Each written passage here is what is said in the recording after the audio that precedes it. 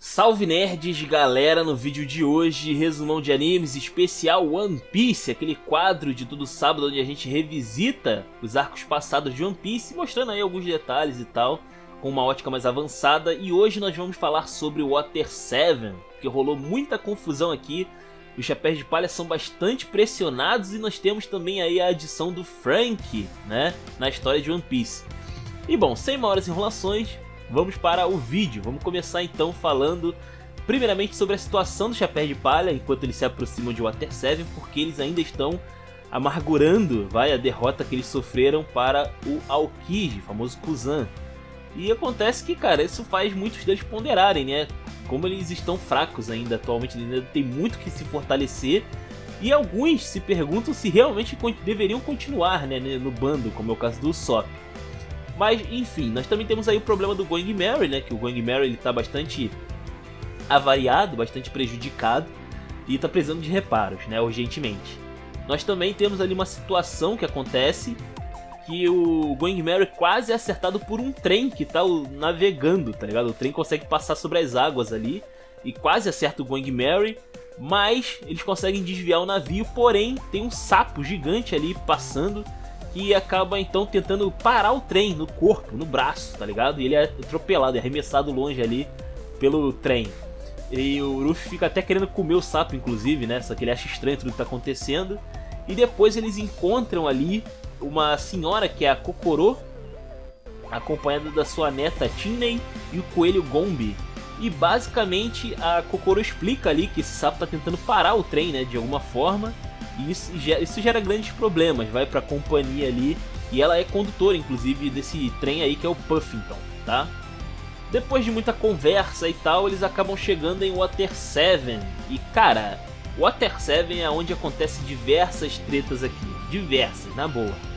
Uma delas aqui que eu já posso citar é a questão ali da companhia, né? A Galeila Company. Que é uma companhia de carpinteiros e construtores navais muito famosos ali no mundo de One Piece, e eles são responsáveis ali por fazerem algumas das melhores embarcações do mundo. E o que chama a atenção do Chapéu de Palha, né? Porque provavelmente eles podem ali, eles cogitam, né, fazer uma embarcação nova, só que o Usopp é contra, obviamente. E eles também acabam então ali tentando cogitar se eles conseguem consertar o Going Merry, porque são os melhores do mundo. Se alguém pode reparar o Going Merry, é essa galera aí, né? Enquanto eles avançam ali sobre o Water 7, que é um lugar bastante peculiar, né? Já que tem bastante água ali passando por entre a cidade, e meio que ele se locomove ali pelas águas também, né? Usando uma espécie de cavalo marinho gigante ali. E acontece que quando eles chegam nessa Galeila Company, nós vemos que a galera ali é bastante, assim, é bastante poderosa, né? O que chama a atenção, inclusive, ali do Luffy especificamente. A gente vê que o líder deles, que é o Iceberg, ele que lidera ali a companhia, e também ele é o prefeito de Water 7, olha só que legal. E essa galera, né, constantemente acaba sendo ali atacada por piratas, porque os piratas querem que esses construtores façam navios para eles, né? Só que, obviamente, eles conseguem ali rechaçar, o que mostra que eles são bastante poderosos, eles não levam desaforo para casa. A gente tem ali o Pauli, a gente tem ali a Carifa, que seria a secretária do Iceberg. Nós temos ali o Pepley Lulu, que parece inclusive o... parece, pra mim pelo menos, né? Parece o Fred Mercury. Nós temos o Tyler Stone, nós temos o Rob Russi e nós temos o Kaku. E a gente sabe aí que parte dessa galera aí não é Fluxicheire, né? É impostor. Tem impostor aí no meio da companhia. E basicamente ali eles são bastante habilidosos fisicamente, é bem interessante. O Chapéu de Palha cogita inclusive recrutar um deles ali pro bando. Mas o foco agora é consertar o Going Merry, né? Nós também temos nesse meio tempo uma treta ali rolando com a família Franky, que aparece aqui pela primeira vez. E a família Franky causa diversos problemas, né? Primeiramente que eles espancam o Usopp. Eles tentam atacar outros ali do bando do Chapéu de Palha, como o Zoro, por exemplo, mas eles não conseguem. Já no caso do Usopp, eles não só espancam o Usopp completamente, como eles ainda saqueiam o Going Merry. Eles acabam levando coisas ali do Going Merry, e o tesouro também lá de Skype, por tabela, também vai embora, né? Por causa disso. E boa parte do dinheiro que tinha ali eles tinham acho que 200 milhões de berries ou algo assim, chapéus de palha, né? Acaba sumindo, eles acabam tendo aí, sendo furtados, pela família Frank. E também o próprio Frank também acaba aparecendo aí durante esse meio tempo. O Usopp, depois de tomar uma sova, uma porrada violenta, ele acaba indo atrás da família Frank para tentar recuperar o dinheiro, não consegue, o próprio Frank inclusive bate no Usopp, só que o próprio Frank ele acaba saindo ali então para poder comprar algumas paradas, e isso abre brecha ali para os Chapéus de Palha, né, que acabam indo até a família Frank resgatando o Usopp, mas eles não conseguem resgatar o dinheiro, né, que já tinha sido pego ali pelo Frank para poder montar o navio que ele queria fazer, né, alguma construção louca que ele queria fazer. Bom, nesse meio tempo, nós temos aí também rolando o evento Aqua Laguna, que é vamos dizer assim, um desastre natural que acontece ali todo ano, né, em Water 7, e que está chegando. Eles têm que correr ali contra o tempo, inclusive, porque eles não podem ficar ali muito tempo, é muito perigoso para eles ficarem ali. E acontece então que rola ali mais tretas. O Frank, quando retorna, vê que a família Frank foi atacada, ele vai tirar satisfação com o Chapéu de Palha também, né? Mas acaba que ficar elas por elas no fim das contas, e o Frank não devolve o dinheiro da galera, né? Ele usou o dinheiro e já era, já gastou e já era. Mas pelo menos enquanto ele luta ali com o Chapéu de Palha brevemente, a gente vê que ele tem ali umas partes físicas meio bizarras, né? Ele é meio mecânico, ele é meio que ciborgue ali na parada, bem diferentão. E também a gente acaba vendo durante essa treta toda aí uma espécie de heist, né? Acaba rolando ali um grande assalto à Galeila Company com algumas pessoas disfarçadas que inclusive interagem com a Nico Robin, e aparentemente a Nico Robin ela é capturada por essa galera aí misteriosa. E nós vemos que essa galera misteriosa aparentemente é da Marinha, né? No caso ali. E eles estão atrás na Galeila Company de um esquema da Pluton. Aparentemente existe ali um esquema ali da Pluton para poder fazer a arma ancestral, e o Iceberg tem ela por alguma razão. A gente acaba descobrindo durante o episódio a história dessa galera toda aí, né? Que a gente vê na saga de Water 7. A gente descobre que o Iceberg e o Frank, eles eram, né, no caso ali, adotados, por assim dizer, pelo Tom, que era um grande construtor, tido como provavelmente o maior construtor da história de One Piece. E ele era um baita construtor, cara. Ele fez o Puffington, né? Ele fez aquela ideia, inclusive, do Puffington ali, aquele trem que liga as ilhas, né? Ali em volta de Water 7. Nós temos também ali ele criando diversas embarcações, inclusive o Oro Jackson foi ele que fez o barco do Gold Roger. E por causa dessa embarcação que ele fez, nós temos ali então a Marinha, o governo mundial interferindo ali na vida dele e acusando ele de complô com o Gold Roger, né, fazendo com que ele fosse ali executado. E cara, é bem triste, né? O sapo, inclusive, ele tinha um animal de estimação, um sapo de estimação, que era o Yokozuna, que é aquele sapo que tá tentando parar o Puffington, né, o trem Puffington. E acontece então que, cara, ele acaba se deixando morrer. O Tom, ele acaba preferindo morrer com orgulho, né, do que se lamentar pela construção do Oro Jackson, né? Porque na mente dele, o Oro Jackson era uma construção, era uma arte, né? Foi o maior trabalho da vida dele, foi um excelente trabalho, uma embarcação que conseguiu viajar por todos os mares, então ele não tem nenhum arrependimento disso, né? Ele acaba ali então morrendo.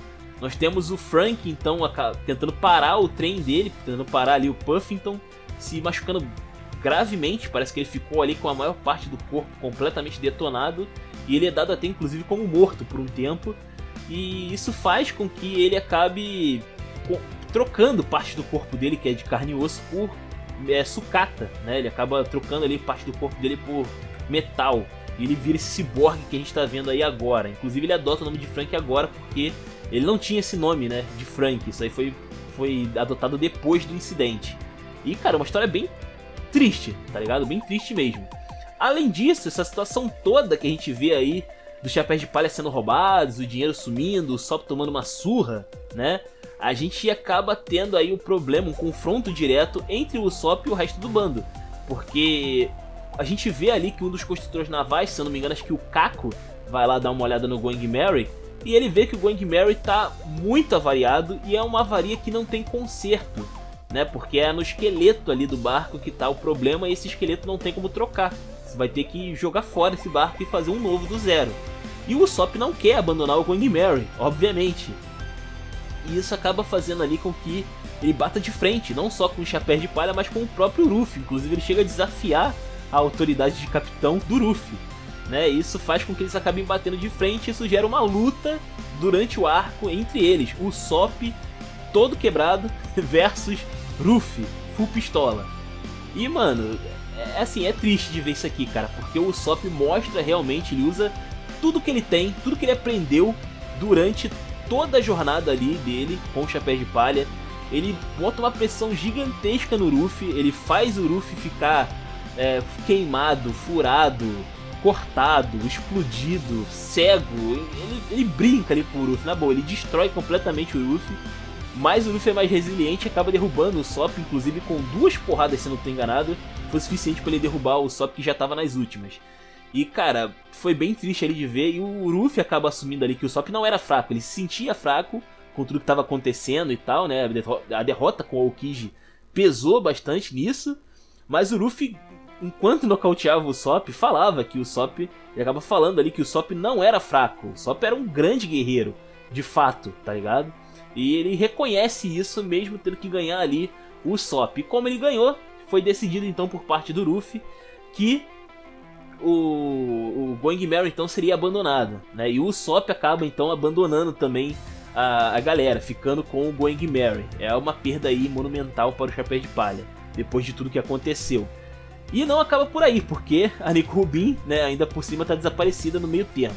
Depois do assalto que teve lá na Galeila Company, que a gente vê inclusive o pessoal da CP9, a gente vê eles usando o estilo de luta aqui, que é o Rokushiki, que é um estilo de luta ali principalmente usado na marinha, mas que outros personagens também têm acesso a ele. Nós vemos o quão poderoso é esse estilo de luta, já que nós temos ali os caminhos da CP9, como foi conhecido, né? Que é o Soro, que é uma técnica ali de velocidade, onde eles se movem extremamente rápido. O Hankiaku, que é golpes ali de chute extremamente poderosos, inclusive gerando ali cortes de ar, né? Muito poderosos. Temos o Shigan, que são técnicas ali de braço, no caso, muito poderosos. Especificamente tem uma variação dele que é aquela pistola de dedo, né? Que eles cutucam o adversário com tanta velocidade que é como se o cara tomasse um tiro. Nossa senhora! Pois é. Nós também temos ali o Geppo, que é a capacidade deles de saltar no ar, né? Ficar pulando ali pelo ar. O Kamie, que é uma espécie de esquiva que eles conseguem fazer ali, eles ficam bem flexíveis com o corpo deles. E o Tekai, que é o contrário do Kamie, que é resistência. Eles ganham bastante resistência física e eles conseguem segurar golpes muito poderosos, inclusive golpes do Ruffy, inclusive. E os Chapéus de Palha acabam entrando nesse balaio de gato aí. Eles não conseguem impedir, com a ajuda ali da Galeila, eles não conseguem impedir ali que a galera consiga invadir e atacar o Iceberg e a galera ali da companhia. Vale ressaltar aqui que, cara, é mais uma derrota para os Chapéus de Palha. É mais uma derrota para eles, pois é. Isso faz aí no meio tempo, eles acabam descobrindo que a Nico Robin foi sequestrada. O Sanji acaba descobrindo que a Nico Robin tá andando com essa galera e ele vai atrás dela. Enquanto tá rolando ali o Aqua Laguna, eles acabam indo embora no Puffington e o Sanji meio que vai de supetão ali entre eles, né? Acaba conseguindo acompanhar eles ali dentro do trem. Ele acaba informando o que está acontecendo para os Chapéus de Palha, que acabam ali formando uma espécie de aliança ali com a família Frank e com o Iceberg, né, para conseguir lidar ali com a situação toda que aconteceu. E cara, é uma aliança de respeito, vai Chapéus de Palha, o Chapéus de Palha, o Galeila Company e a família Frank, vai todo mundo ali atrás da galera da CP9 e mais alguns marinheiros ali que estão acompanhados, que estão ali prestando guarda, né, para eles ali no momento, e sequestraram inclusive a Nico Robin. Isso faz com que eles acabem usando um trem ali secundário, que tinha ali um trem secreto, né, que era o Rocketman. É um trem ali bem inusitado, eu diria, bem inusitado, que a Kokoro acaba revelando a existência desse trem aí. Ele tinha sido abandonado, inclusive ele tem algumas falhas de projeto, mas para perseguir o Puffington durante o Aqua Laguna, que estava rolando já, e é um senhor evento climático ali, esse Aqua Laguna, eles precisavam desse trem para perseguir o Puffington, né? Os Chapéus de Palha também tentam chamar ali o Usopp, mas eles não conseguem, o Usopp tá de mal, né, depois de tudo que aconteceu, né? Ele tá ali com o Going Merry, cuidando do Going Merry, protegendo a embarcação de uma potencial Aqua Laguna. Mas a gente tem aqui então a aparição dele, Songeki, o rei dos atiradores, né? O cara é brabo, que é a persona ali que o Usopp usa então para se disfarçar, né, por entre os Chapéus de Palha. É legal de ver que o Luffy cai na pilha, né? Ele realmente cai na pilha a princípio ali, bem engraçado, cara, muito engraçado esse negócio. E basicamente a galera então se junta ali para conseguir ir atrás do Puffington, né, e resgatar Nico Robin, e ter vingança também contra a CP9.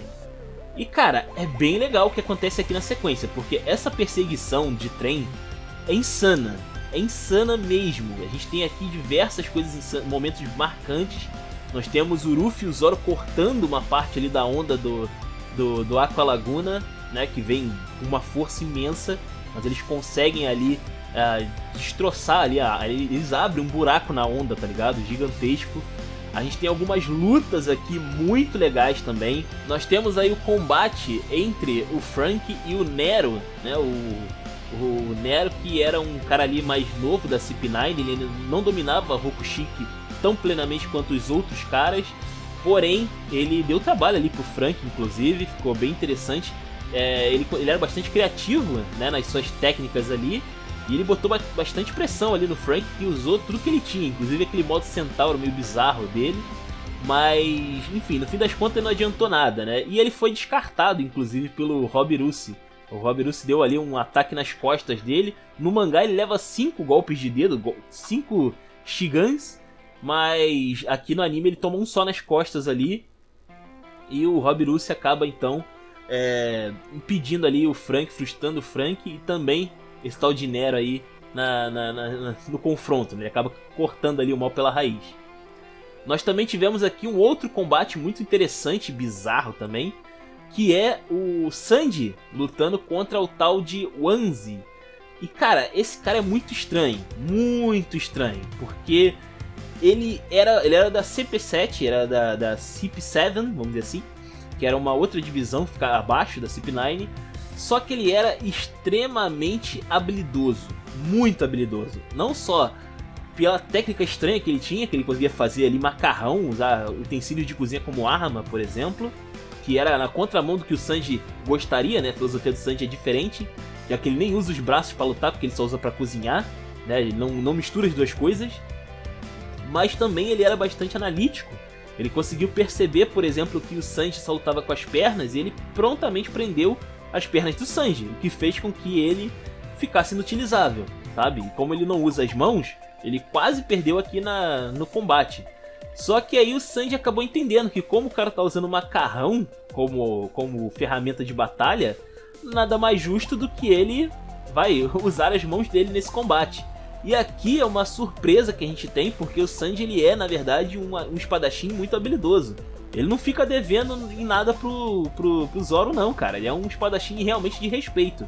Só que ele simplesmente escolhe não usar essa habilidade dele de espadachim. Mas ele já é muito mais apelão do que ele demonstra aqui. Ele só escolhe não usar, tá ligado? O poder dele todo. É meio bizarro isso. Mas ok.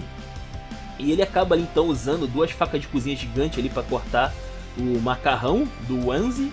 E ele acaba dando aí uns chutes que deformam o cara completamente.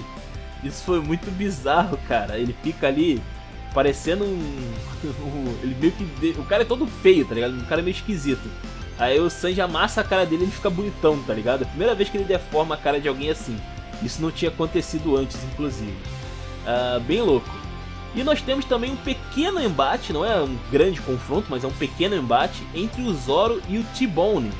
O T-Bone, ele é um cara ali da marinha, ele é um cavaleiro que virou ali um capitão da marinha.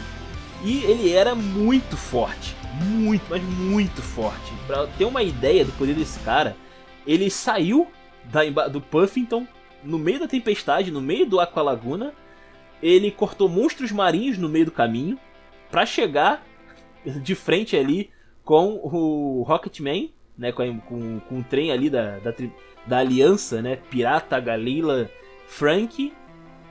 E nós tivemos ali um poder de corte absurdo sendo apresentado na obra, cara. Esse cara não ficaria muito atrás, não, do Zoro ali, de outros personagens poderosos. Ele é extremamente eficiente e, assim, ele tem o apelido de cortador de navios, né? Isso já mostra o quão perigoso esse cara é. Ele realmente consegue cortar navios bizarramente bem. Muito louco. Mas aqui ele não usa, ele não parece que ele chegou a usar todo o poder dele, não. Sinceramente, se eu tivesse que chutar, eu diria que ele não usou todos os poderes dele ali. E ele acabou sendo subjugado pelo Zoro, né? Isso é legal porque enaltece ali que o Zoro consegue lutar contra alguém que consegue destruir navios e monstros marinhos gigantes com um único golpe nesse momento da obra. E embora fique ali meio que subentendido que ele não usou tudo que ele tinha. Esse T-Bone, ele não usou tudo que ele tinha. É um figurão também, ele é muito engraçado ali. Ele sempre falando de justiça e tal, né? Mas acaba que ele perde e é jogado na tempestade ali igual o Nero. Só que a gente vê ele depois. O Nero a gente não sabe que fim levou. Mas o T-Bone ele sobrevive e depois é até promovido, inclusive, a contra-almirante, se eu não estou enganado. E no fim das contas, toda essa perseguição aí ao Puffington e ao CP9 acabou que não resultou em muita coisa, porque o Frank, o Sandy e o Usopp conseguem chegar então lá no Puffington, porém, entretanto, contudo, todavia, eles não conseguem resgatar a Robin. O Frank é capturado no processo, ainda tem essa, e pra piorar a situação toda, a Nico Rubin ela rejeita o resgate, ela não quer ser resgatada, o que choca ali o Sanji principalmente, né? E acaba que a CP9 consegue fugir e, cara, acaba que eles não conseguem, tá ligado? Eles não conseguem resgatar a Nico Rubin, mais uma derrota aí para o Chapéu de Palha. E a história continua agora em direção a Enies Lobby, né? Também tem o detalhe aqui que o Yokozuna consegue parar o Rocketman. Bem interessante aí, inclusive, ele consegue salvar ali a galera, porque o Rocketman não tinha como parar, aparentemente, né? Ele não tinha freio, meio bizarro ali.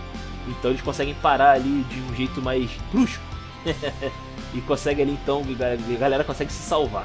O resto dessa trama vai acontecer em Enies Lobby, tá? Que eu vou deixar pra semana que vem. Espero que vocês tenham gostado, comentem aí, os comentários são de vocês, se inscrevam, compartilhem. Taverna do Bacon, link na descrição. Eu vou ficando por aqui, valeu nerds, fui!